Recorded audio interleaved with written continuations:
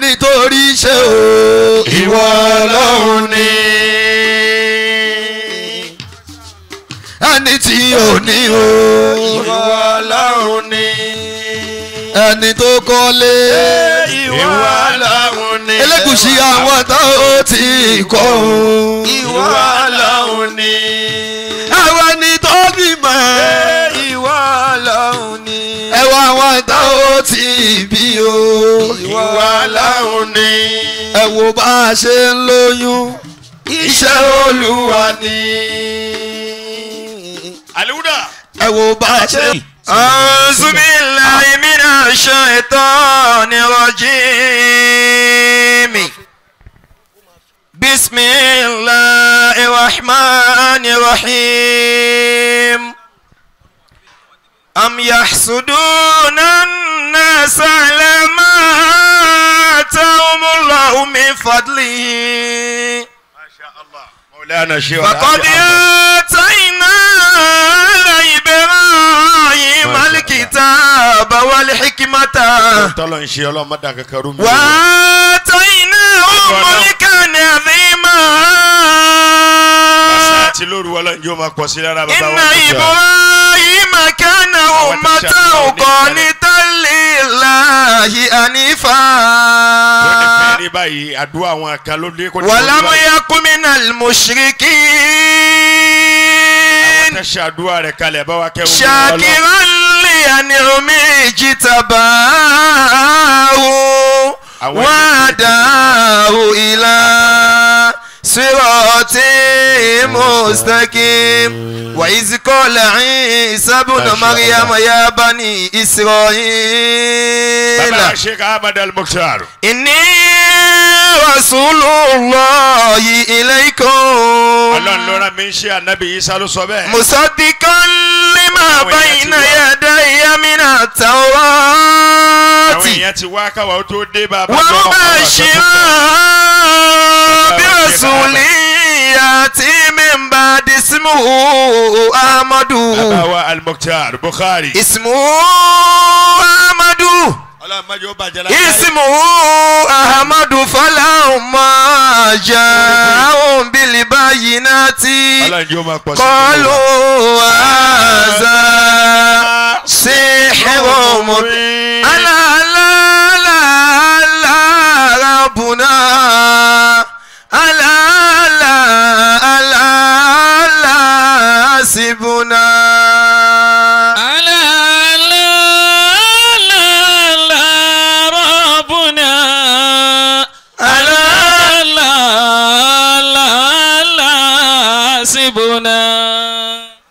ألا لا ألا لا ربنا ألا لا ألا لا سبنا ألا لا ألا لا ربنا ألا لا ألا سبنا اللهم صل وسلم وبارك وكرم وترحم على سيدنا محمد. اللهم بارك النبي ومحمد أيوب النبي دادا. mo fẹ́ nígbàgbọ́ pé nǹkan tó gbé èmi débi báyìí pé ẹnìkọ̀ọ̀kan wa náà débi báyìí ó máa ń ṣe díẹ̀ kí program wà báyìí kí n dẹ̀ tètè dé ní táìmù tí mo dé sí yẹn kí n dẹ̀ lo dédé àwọn àsìkò yẹn nta ń ṣe ní báyìí ló jẹ́ kí n jòkó bẹ́ẹ̀. Masha Allah. mo dẹ̀ fẹ́ nígbàgbọ́ pé ìyẹn náà ló gbé gbogbo wa náà dé àyín wọn ni àwa yóò mú ànábì ní adẹ̀dẹ̀ akẹ́. Sallallahu alayhi wa sallam. má lo máìkì yẹn jẹ́ káwọn èèyàn ó yóò mú ànábì kó pọ̀ dáadáa. ṣe rí tí ohun yẹn ò bá lọ sókè á ti jẹ̀bi inú họ́ọ̀lù tá a wà yìí nìyẹn torí pé a ṣe bẹ́tìdè níbí báyìí a dẹ̀ ṣe wedding tọ́ba rẹ̀ já sí wípé bẹ́tìdè là ń ṣe bọ́lọ́jọ́ ìbí bá wọlé àmọ́ bá ṣe máa pariwo ẹ̀ wáyà á sí pé wedding là ń ṣe bọ́kọ àtìyàwó bá wọlé àwọn èèyàn máa mọ̀ pé àwọn oníkan ni ká má wàá fi ẹ̀tọ́ ànábì dùn láàyè yìí gẹ́gẹ́ bí àlàáfíà ṣe wà wá tó bá máa dùn mọ́ mi ẹ̀ náwó yín sókè gẹ́gẹ́ yóò mú ànábì pé sallallahu ta'ala alayhi wa sallam. sallallahu alayhi wa sallam. salli wa sallim ala ridha. salabaka nabi wa muhammad dada. warda ana sahabihi ridha ar-ridha. sahaba anabi tọjọ lọ tọjọ bọ̀ bá wa kẹ́ wọn náà. اللهم صل وسلم على سيدنا اللهم بارك محمد النبي- الذي النبي. ملأت قلبه من جلالك anabi la ṣírí ayé anabi la وعينه wáyé. من جمالك gbogbo ẹni bá yóò bú anabi yóò فأصبح rọrọ jẹ. فارئا مؤيدا منصورا ọlọ́wọ́lá مسرورا anabi mọ́ alára jẹ́ kò ní وسلم dá jẹ́ kọ́ تسليما la ọ̀dà مثل ọlọ́mù. ذلك اللهم àgbẹ̀yẹ ni آمين ọlọ́wọ́ bá láàyè. اللهم صل على سيدنا ẹ̀yin محمد obìnrin ẹ̀yin yóò bú anabi قلب tí. الوجود ẹ̀yin náà lẹ́kọ̀ọ́ wà lè jẹ́ هذا náà. من شهود ẹ̀yin yóò bú anabi dáadáa. محمد أبا أحد من gbogbo ẹni رجالكم tó fẹ́ wà lè jẹ́ náà ẹ̀yin ló bá ń ولكن bẹ̀. رسول الله àbá inú àlìjẹ́ náà ni. وخاتم méje النبيين méje nu yàrá kan. وكان الله بكل شيء ẹ̀yin yóò bú عليما anabi kó lọ sókè lẹ́ẹ̀kan náà. أيها الله حسبك ومن انت يا أيها النبي حسبك الله ومن اتبعك من المؤمنين. ìjókòó yìí ní iwájú no problem ìjókòó yìí ní òkè ní Lókè. ilẹ̀ ní ọ̀tún ní òsì ó kún fọ́fọ́ fún àwọn èèyàn ṣe á rí ìjókòó tí àwọn ènìyàn bá jókòó sí báyìí yàtọ̀ sáwọn èrò ó máa ń fún alimutakalimu ń bẹ̀ ní muskila bíbẹ̀ ẹ̀kọ́ tó wáyé pé 30 minutes náà ni kò fi sọ̀rọ̀ gbogbo 30 minutes yẹn àwọn tó ń wọ̀ lórí ìjókòó ló fi máa kí ìyẹn á dẹ̀ máa jẹ́ tẹ̀síìrù lè àwòkọ́ọ̀tì fún ẹni tí ó organize program á dẹ̀ tún máa jẹ́ pé àìmọ̀ ètò ó ṣe tó ìyẹn ló fi jásí pé àwọn olóyìnbó nígbà tí wọ́n bá wà lórí ìjókòó tí àwọn ènìyàn bá pọ̀ sí báyẹn wọ́n máa ní all protocols are duly observed ìtumọ̀ sí wípé kí professor wà lórí ìjókòó yẹn kí sáà ń wà ń bẹ̀ kí honourable wà ń bẹ̀ wọ́n máa wà satisfied pé ẹni yẹn ó ti kí wa náà nìyẹn but alhamdu bí khilafi dhalik lọ́dọ̀ àwa àfa oníkéwú àmọ́ àwọn ò pé ìtẹ́nìyàn lè fi sàlámà tó lè fi sẹ̀límà ni pé tí kò bá dákọ̀ ẹnì kankan àmọ́ ẹ dákun torí ọlọ́run ká má bàa ba àsìkò àlẹ́ àfíìsì jẹ́ àti àwọn lọ́balọ́ba tí wọ́n ń bẹ ní orí ìjókòó màá gbé látọ̀dọ̀ Maulana afáàmì Maulana Sheikh Musa Agboola Yahya. adamallahu ayatahu. ṣe rí ìjókòó bàbá níbí báyìí ìjókòó bàbá ni bàbá kan wá mójútó àwa ọmọ wọn ni mo dẹ̀ fi ti wọn mo fi kí bàbá wa gbà Owóyẹmí bàbá Owóyẹmí. adamallahu ayatahu Akbar. tí mo ṣe kí bàbá àgbàlagbà méjèèjì yìí mo máa kọ́kọ́ kí ọba aládé táwà lórí ìjókòó yìí ọba aládé tòrẹ́yìn ò lè ṣe fúlàrí bàbá wa alhaji èèyàn lè ra dé bẹ́ẹ̀ ni àfin ló kù tí àfin ló lè mọ kò ni lè ní fúnra ẹ̀ ọba Solomoni ládé lóòótọ́. àmọ́ kò láàfin Allah. bàbá wa Olówòrò of Oworo Kingdom bàbá wa in the person of Alhaji Muhammad Saleh ibùnú Muhammad Saleh bàbá Zunurain wọ́n sọ̀rọ̀ kan níbi tí mo jòkó sí pẹ̀lú wọn yẹn wọ́n ní ọ̀rọ̀ yẹn náà ni tí mo yẹ kí kábíyèsí tán mo ń kí honourable pẹ̀lú ẹ̀ straight bàbá wa Hanafi Elégùṣì orúkọ yẹn bí wọn bá wà lẹ́kọ̀ọ́ yìí tí ò wá tó bá lóun ò gbọ́ rí gẹ́gẹ́ bí ọba aláwìyé ṣe bó ṣe wí ìwé ajá sí pé ó ṣẹ̀ṣẹ̀ dé Èkó nìyẹn àbí kò tí ì láàyè lẹ́kọ̀ọ́ náà bàbá wa Alansori ọlọ́njà rí yí pẹ́ gbogbo àwọn àgbàlagbà bàbá Kalifatul Kafi àwọn bàbá alágbàjì bàbá wa kéwù tó wá ọba wa Ìnísà ẹ̀yin náà tó ti ń kíyàn lọ́nu. mi lè má kíyàn ó máa di nǹkan mi. kò ní di nǹkan mi. ìwọ ànábì. Masha Allah. bọ̀tí má ti káwọn àgbà àwọn àmì rújẹ́sì náà wà ń bẹ̀ yẹn bàbá Udu Jamiu náà wà ń bẹ̀. gbogbo àwọn tí mò ń kí yẹn lápapọ̀ ẹ dákun mo fi wọ́n kí ẹ̀yin àgbàlagbà ti àyín. Ọlọ́run bá ń ṣe dáadáa fún yín jù bá ní lọ. bàbá Haji Mutiullah Ìbáṣọ̀run Ọlọ́run bá ń ṣe dáadáa fún wọn. mi fẹ́ kí èèyàn tó pọ̀ jù torí tí wọ́n ní kí n ṣe àmọ́ mo fọlọ́n kí gbogbo wa àánú ọlọ́run àti fọkànbalẹ̀ abẹ́ni kankan dáadáa bi'idhnillahi ta'ala mo ń bọ̀ lọ́dọ̀ Al-Hafiz bàbá wa olówóró bàbá ṣé zunu rẹ̀ tí mo jòkó sílẹ̀ kan wọ́n kàn wá kọjú sí mi báyìí wọ́n ní wàláhì gbogbo tí ọmọ bá máa dì lọ́la wàláhì ìyá ẹ̀ ló máa rà á. Allahu Akbar. mo wá mi rí torí tágbàlagbà bá sọ̀rọ̀ wá kọ́kọ́ kọ̀ǹkọ́ pẹ̀lú ẹ̀ kó tó wá béèrè kí lẹ rí mo wá ní kí lẹ rí wọ́n ní bàbá tó jẹ́ ọba Òwòrò ení tó jẹ́ Olówòrò of Òwòrò today wọ́n ní bàbá yẹn pé bá a ti ṣe ń wò yẹn tágàrí pé ó kàn dọba bá yẹn wọ́n ní iṣẹ́ tí ìyá wọn ṣe kalẹ̀ nìyẹn o sórí téèyàn bá tóbi kò dọ̀ràn àyàn fún Ọlọ́run kó bí ẹni tó tóbi tí ò bá rí nǹkan tó tóbi bàṣíà tó tóbi tó lè gbé kinní yẹn jáde wọ́n ní ìyá yẹn lára àwọn jẹ̀mọ́ àwọn ni tí ìyá bá wá sàlátù àtọmọ ìyálé àtọmọ ìyàwó òní ìyá yẹn máa ṣàdúrà fún kò ń yọ tẹnìkan lẹ́lẹ́ẹ̀kan láì kò mọ̀ pé ọ̀dọ̀ ẹ̀ náà ládé máa padà wá bọ́ sí. ẹ kí Ọlọ́run dáadáa ntọ́ jẹ́ kí abiyamọ mi ṣòfò ni ó pin fúnra rẹ̀ kò fi ilẹ̀ fọlọ́n kọ́lọ́n ó pin. ó yàkọ́ bí ń wèrè. bẹ́ẹ̀ yẹn ó ti yàkọ́ bí ń wèrè. bẹ́ẹ̀ni. ó rò bíi pé tíyẹn bá ti lọ ó máa kán mọ́ tòun. bẹ́ẹ̀ni.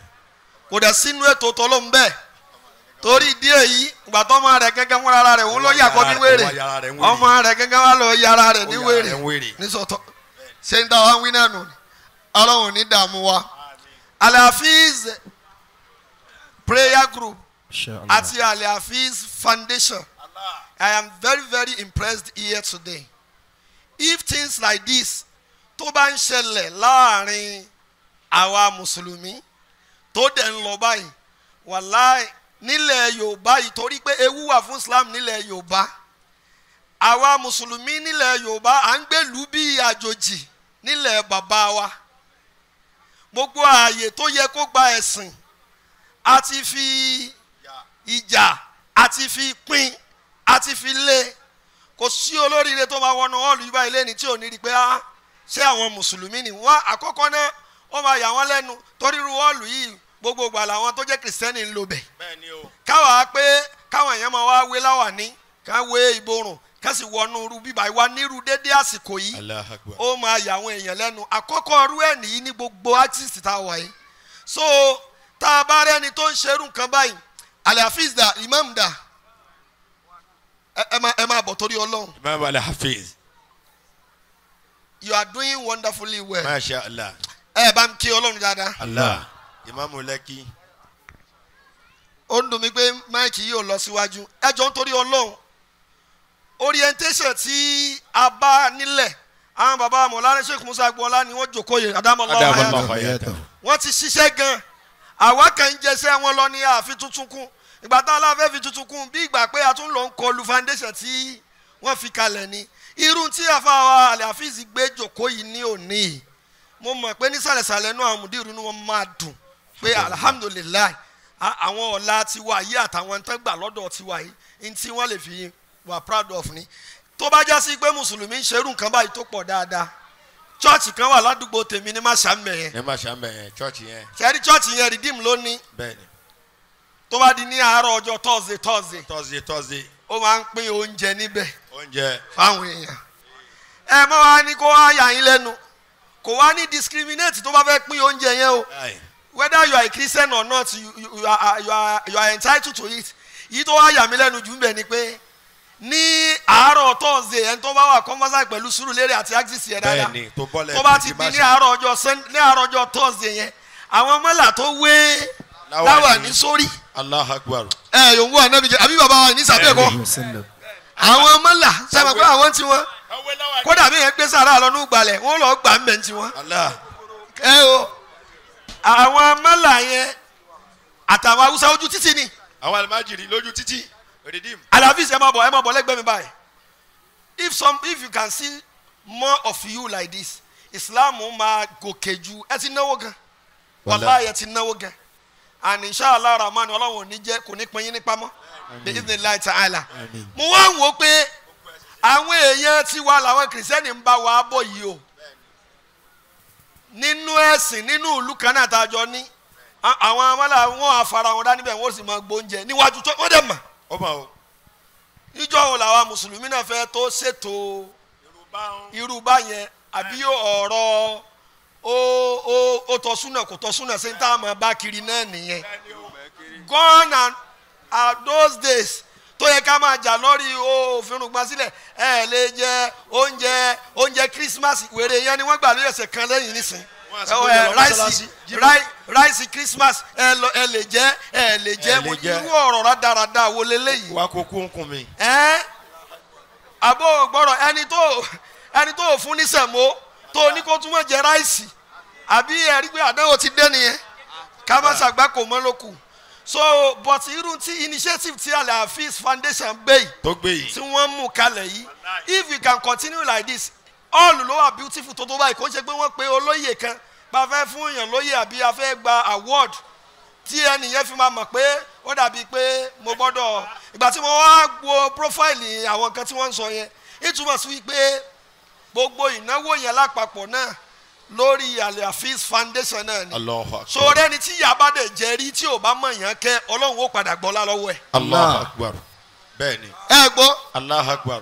ẹni tó bá bí Lájẹgúnlẹ̀. Lájẹgúnlẹ̀ ìjọra bá dí àwòrán. àbí wọ́n bá bí níjọra bá dí à. tí ó bá dáa fún tí ó bá máa àánú ṣe fún àwọn èèyàn kò ní lò ó dalẹ̀. torí pé ìbéèrè tọ́lọ̀ máa béèrè lọ́wọ́ ẹ̀ ni pé ṣé o fẹ́ sọ pé o mọ bó ṣe ń rí ni. so ìyẹn ni àbí sọ fẹ́ sọ pé yóò mú ànábì yóò mú ànábì kí ló mi ó dùn dáadáa. anyway amadé Madina láìpẹ́ igi tó kú ní àyín àmọ́ tábà bíyàn sí Victoria Island àbí tí wọ́n bíyàn sí Lẹ́kì ó lè sọ pé òun ò mọ olòṣì àbí bẹ́ẹ̀ kọ́ but wọ́n lè bíyàn níjọra Bádíà àbí Ajégúnlẹ̀ kó sọ pé òun ò mọ aláìní òun ò mẹni tóun lè fún ní nǹkan ó fẹ́ ṣe nìyẹn. So you have been doing this and I pray to Almighty Allah that He shall continue to empower you. Amen. He will empower you and all the team.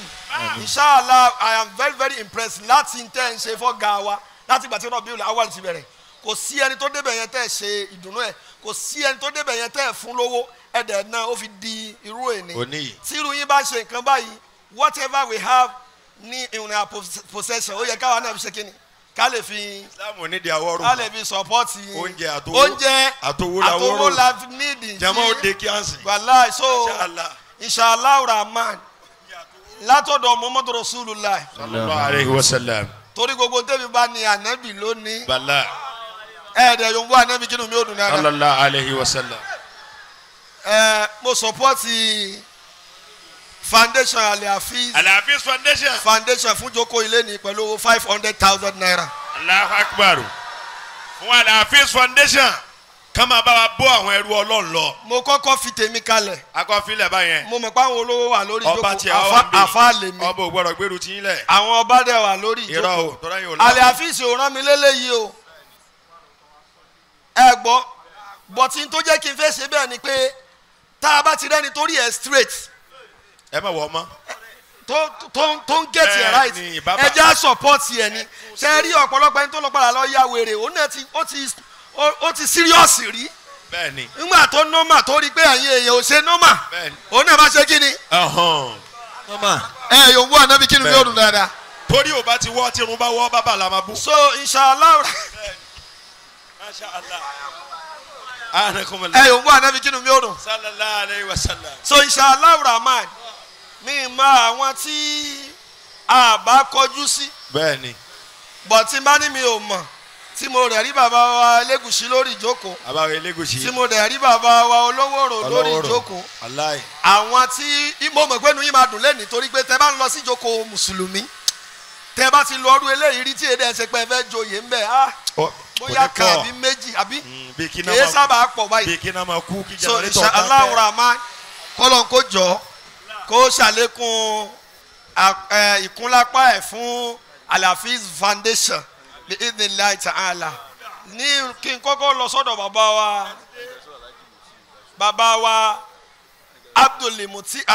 Muhammadul Muti Báṣọ̀run. bàbá wa Báṣọ̀run. bàbá Báṣọ̀run. bàbá yìí. ẹ jọ ń torí Ọlọ́run ẹ máa bọ̀ torí Ọlọ́run. wọ́n ti fẹ́ mẹ́jẹ rẹ̀ pa. la bàbá la ilaha illallah àwọ̀dù ọ̀sẹ̀ọ̀sẹ̀. la bàbá. bàbá Báṣọ̀run mi ò mọ̀ pé àwọn ni ọmọ bọ̀ ẹ bá bàbá bọ̀. Báṣọ̀run yẹn ni. ẹ dúró náà kẹ́ tó bọ́lẹ̀. a máa fà á kì í. ẹ lọ kí àwọn mùdírù náà. ẹ lọ kí wọn. wàláì bàbá ànàkùn wọn la ṣe ní bàbá yìí. ojoojúmọ́ làwọ̀ dùn. wàláì tàlá. àwọ̀dù lè bàbá yìí. gbogbo ẹni sẹ́ni tó bá ní ní wàhálà. gbogbo àbábá Ajégúnlẹ̀ yẹn ẹni tí bàbá yóò ti náwó sí púpọ̀. ó sẹ̀wọ́n o. wàláì. bàbá yẹn máa bọ̀ ńlẹ̀ padà. ẹ máa bọ̀. kò síjọ́ tó má pàdé ẹ̀ báyẹn tí bàbá yẹn wàláì. ànàkùn wọn la. tẹ́ ẹ bá ti kú à ń jẹ yín lọ náà ni. masha allah bàbá Báṣọ̀run. bàbá wa jáwé o. bàbá yẹn nìyẹn o. Allahu akbar. Mọ̀lánà Sheikh Musa Abuola Yahaya ẹ̀gbọ́n tí bàbá sọ. ẹ̀gbọ́n tí bàbá sọ. ẹgbẹ́ ṣéwù. ṣéwù.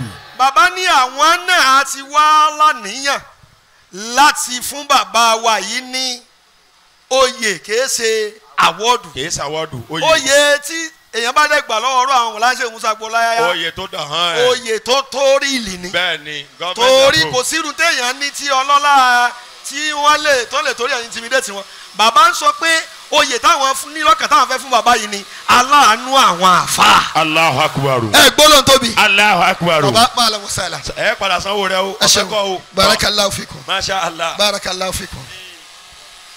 bàbá Báṣọ̀run. tí n bá ti pàdé bàbá yìí. bàbá yẹn. ó máa ń náwó all the time. owó ni máa ń ná tòní o alágbára alákàlà. ọlá Muhammad rasulullah. sallallahu alayhi wa sallam. irú tí Al-Hafiz ń ṣe yìí n tó yẹ kíyàn ó lè láǹfààní àti ṣe ni ká wá dá sí Al-Hafiz foundation yẹn a ti mọ̀ pé nìyí ti yó àmọ́ mọ àwọn olòṣì tó lè fún abẹ́ ẹ̀ gbọ́. bẹ́ẹ̀ni. bàbá kí lè máa fi dá sí n tó wà ńlẹ̀ yẹn.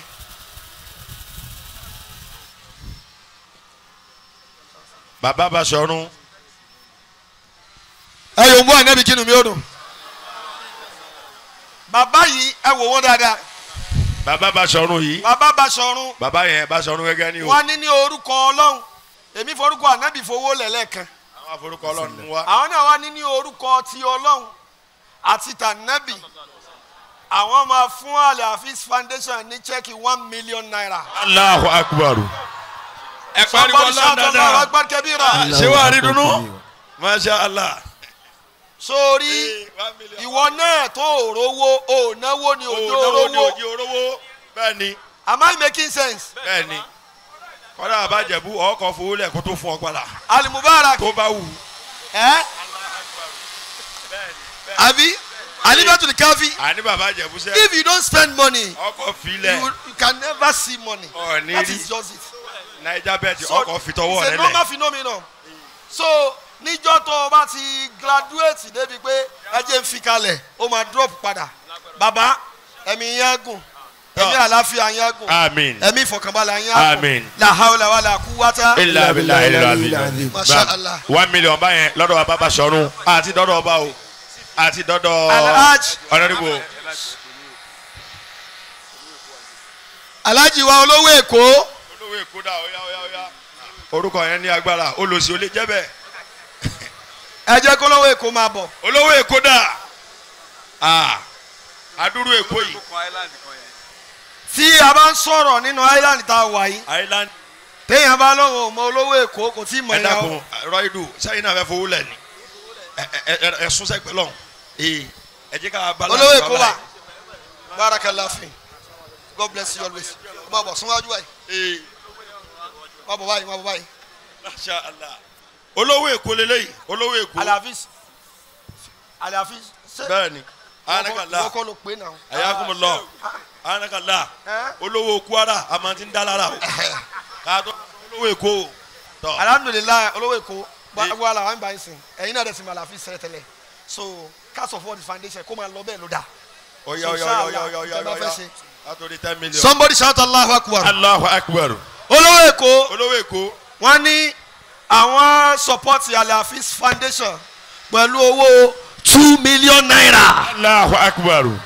ẹ gbọ́dọ̀ tóbi. kò ní tán bẹ́ẹ̀. bẹ́ẹ̀ni kò ní tán bẹ́ẹ̀. wàláì yóò mọ lọ bẹ́ẹ̀ ni. Àmín. a máa lọ bẹ́ẹ̀ ni. wọ́n ti pa alájà la hawla wala quwwata illa billahi aliyil azim fúnra wọn náà pé ìyàwó wọn o bọ́ọ̀ náà filẹ̀ ni ẹ ṣeun o alájà. Allahu akbar Barakallahu fiya. masha Allah ẹ ṣeun kò ní tán bẹ́ẹ̀ lágbára bẹ́ẹ̀ni Ọlọ́run. abẹ́kẹ́ kú wọn pọ̀ ni.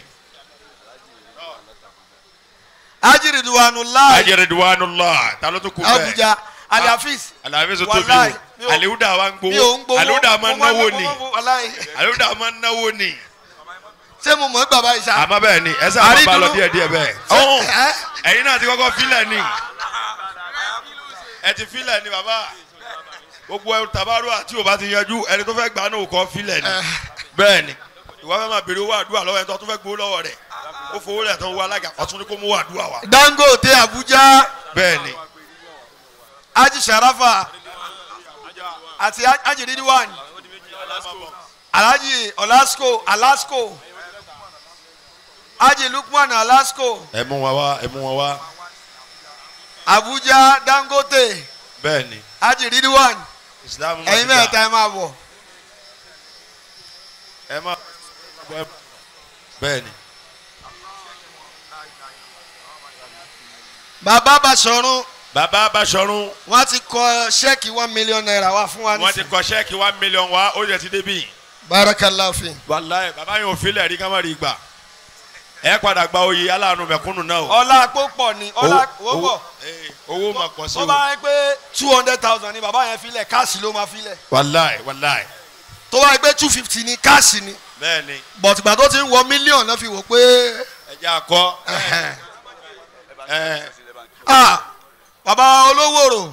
bàbá wa olówóró ọba nìyẹn o. bàbá wa Shehu Saliu olówóró. Shehu Saliu olówóró. béèyàn bá ti rí wọn ẹ máa rí pé. ẹ̀yàn kábíyèsí wọ́n fẹ́ lé omi sórí àga bẹ́ẹ̀ni. àga ọba ẹ máa wo pé sẹ́ẹ̀dẹ̀ sì yẹn fi síbẹ̀ báyìí. bẹ́ẹ̀ni. àmọ́ ẹ rí i pé kábíyèsí gbogbo ẹ̀ ló tutù. kábíyèsí ló nàró wọn. kò ní bàjẹ́ láéláé. kábíyèsí nàró wọn. somebody shout Allahu Akbar. Allahu Akbar. bàbá wa olówóró wọ́n ní àwọn náà support Aliafis Foundation pẹ̀lú 500,000 naira. Allahu Akbar. La ilaha illallah. ẹ̀yin onílù ọ̀yá ẹ̀yin náà dá sí tọ́lọ́. Allah. Muhammadu Rasulullah. Al-Qur'anu kalamullah. La ilaha illallah. Alasko 200,000 naira àti Dangote àtàjì Ridwan. Muhammadu Rasulullah. Al-Qur'anu kalamullah. ẹ má sáré. ẹ má bọ̀ díẹ̀díẹ̀ ni o. bẹ́ẹ̀ ṣe rọra ń gbé aláwìyé lẹ́ẹ̀kan ẹ má tó ń wá lọ́wọ́ pẹ̀lẹ́pẹ̀lẹ́. ẹ má lulu oro níbi mọ̀lídì. Masha Allah. ṣé kí n wọlé padà. ó má bọ̀ díẹ̀díẹ̀. ẹ má lọ. àyìnlá àlàálà. Haji Quadri láti UK ẹ wálé náà ẹ ti ń sáré jù. ẹ wálé. ọ̀dọ̀ Aliafis ni mo ti lè ṣe tí mo ń ṣe. Aliafis bẹ́ẹ̀ ni o má wàá bẹ̀ wá lọ́la o àlùdá àmọ́wó gbà kò sí tó jọ o. mi ìmọ̀wó gbà mo. àbá ṣe abárúgbòròbù. Masha Allah. ó gba àwọn àgbàlagbà wà mẹ́ àánú ọlọ́wọ́ wa ń bá yín. Masha Allah. Haji Abdulkadir láti UK. Haji Abdulkadir láti UK. kó mọ̀ bọ̀ torí Ọlọ́run. ọ̀yá ká máa bọ̀. foundation ló ní owó yìí o kò ṣe Aliafis o. owó oúnjẹ àwọn tálíkà ni. bẹ́ẹ̀ ni. jẹ́ kí n gbé ó máa wọlé rárá. Inshallah. sọ́dọ̀ ṣeun barakallahu fi.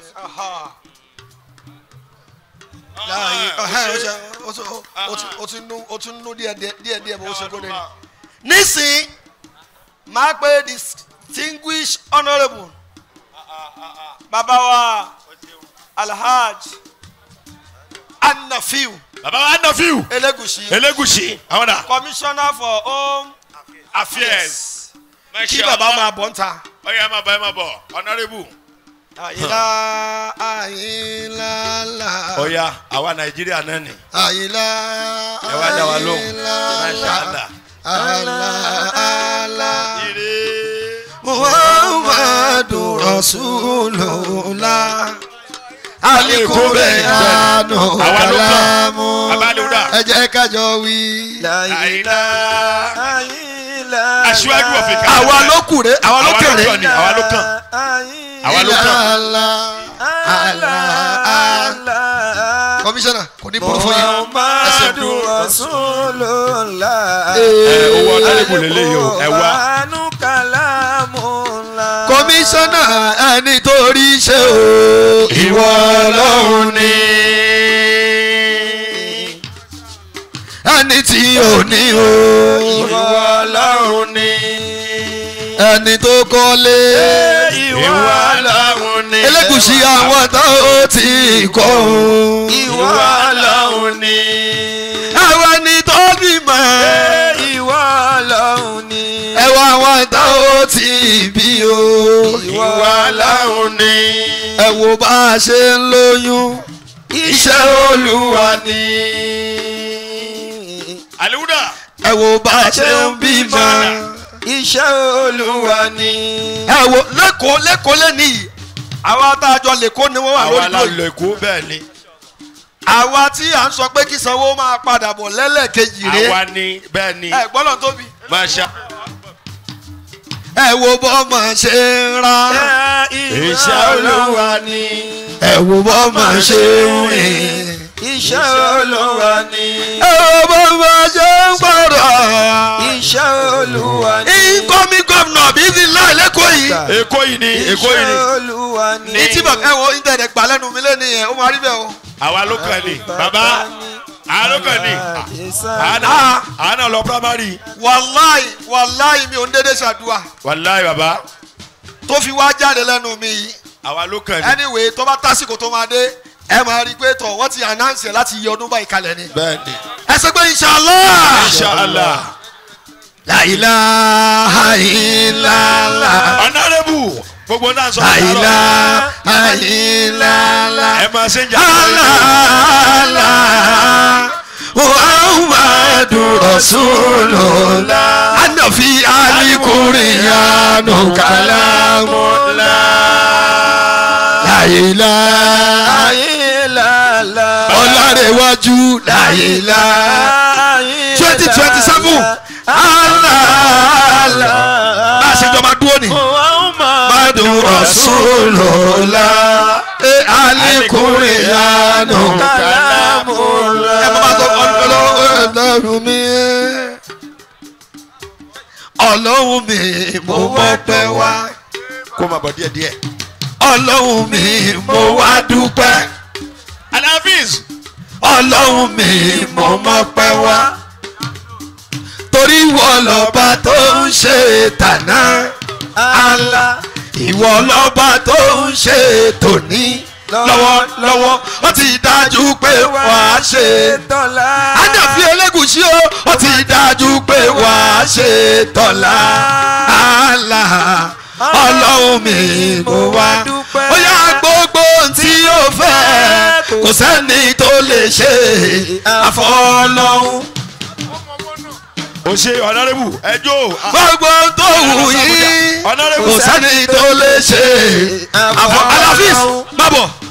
Ọba Olúwa kò má nífẹ̀ẹ́ yín sópin oore. Ọlọ́run mi mo wá dúpẹ́.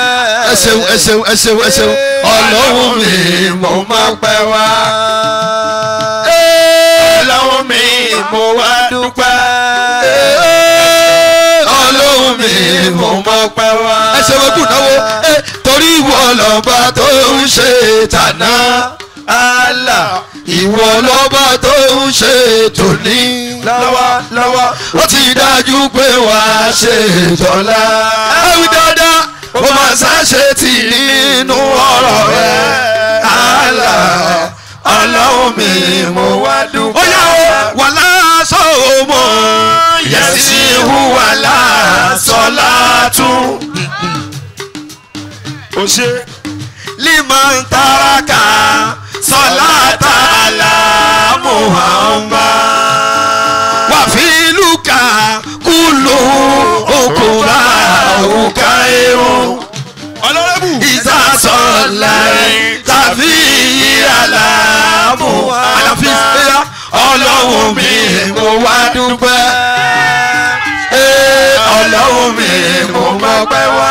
àwọn ọmọ mi náà wá kí mi ọlọ́run mi mo wá dúpẹ́ ó yá o ọlọ́run mi mo mọpẹ́ wá.